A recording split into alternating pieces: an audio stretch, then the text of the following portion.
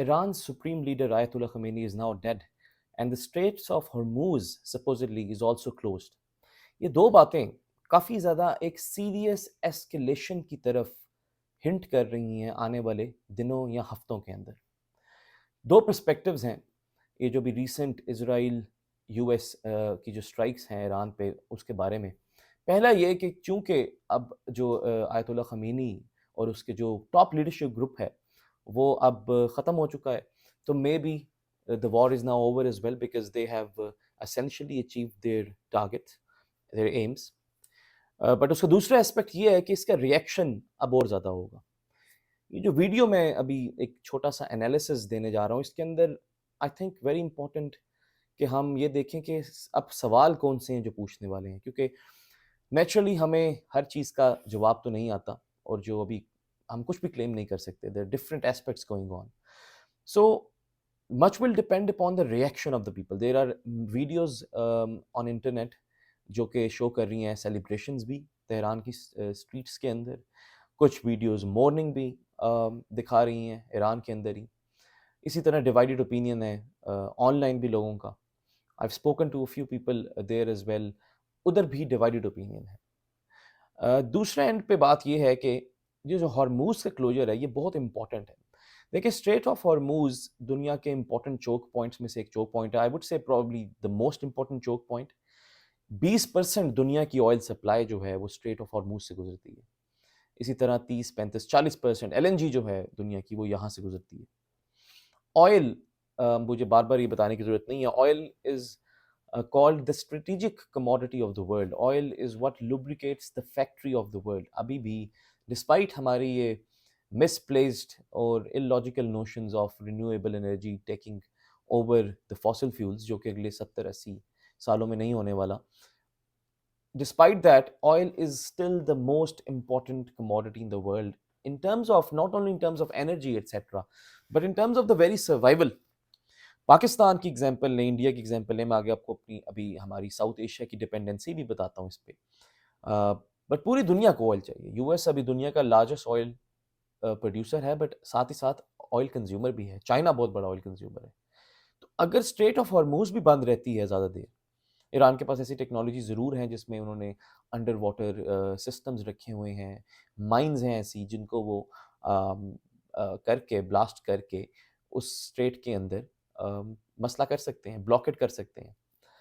تو اگر یہ اسٹریٹ بلاک رہتی ہے تو مے بی جو دوسرے ممالک ہیں, اور اس میں ہمیں یہ جاننے کی ضرورت ہے خالی یو ایس نہیں امپیکٹ ہوگا, پوری دنیا امپیکٹ ہوگی, تو مے بی سب لوگ مل کے, سب ممالک مل کے یہ بھی ایشور کریں گے کہ اسٹریٹ بلاک نہ رہے. In that case as well the war will end.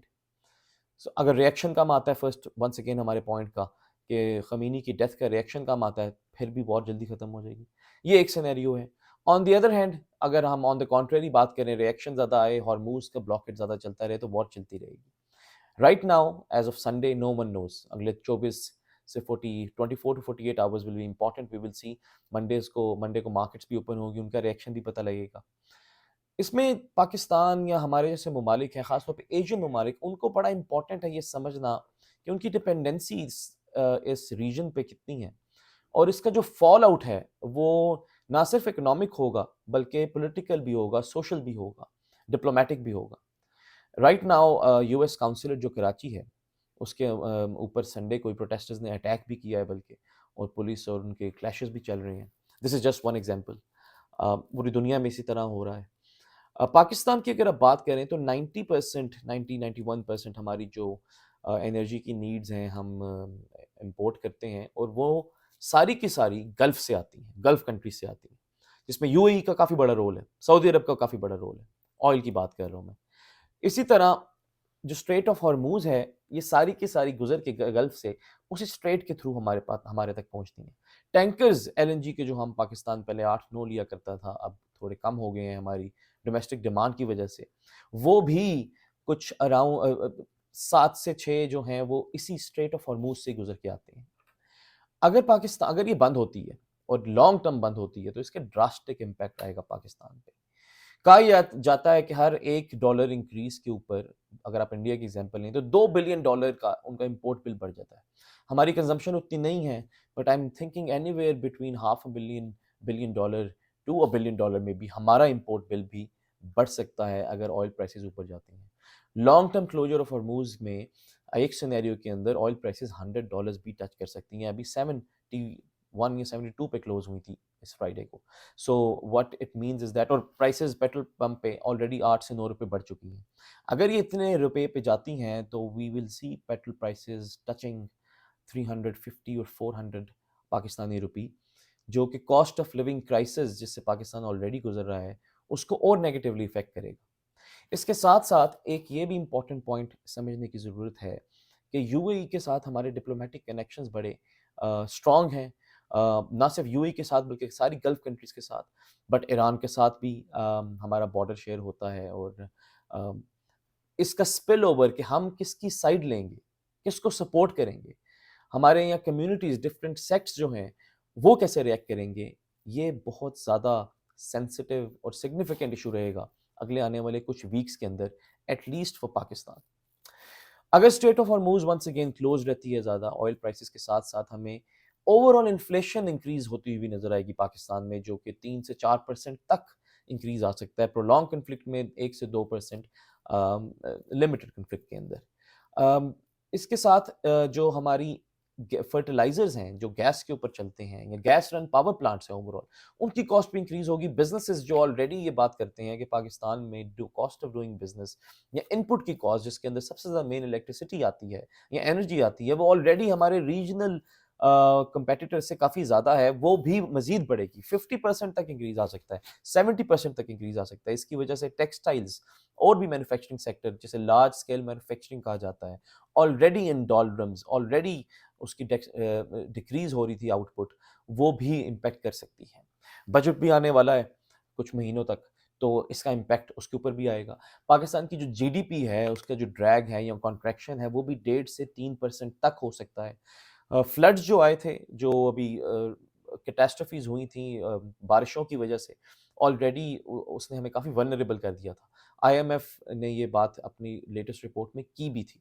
اور آئی ایم ایف کی بات کریں تو پاکستان کا جو ڈپلومیٹک سٹانس ہوگا وہ یہ بھی چیز امپیکٹ کرے گا کہ آئی ایم ایف اگلا جو لون ہے ہمیں, اگلا جو ٹرانچ ہے وہ ہمیں کس طرح دے گا کہ نہیں دے گا, اسکروٹنی ٹائٹ ہوگی یا نہیں ہوگی. So there are so many questions. First questions to repeat. First of all, what will be the reaction of Khamenei's death? Will it be short term? Will it be long term?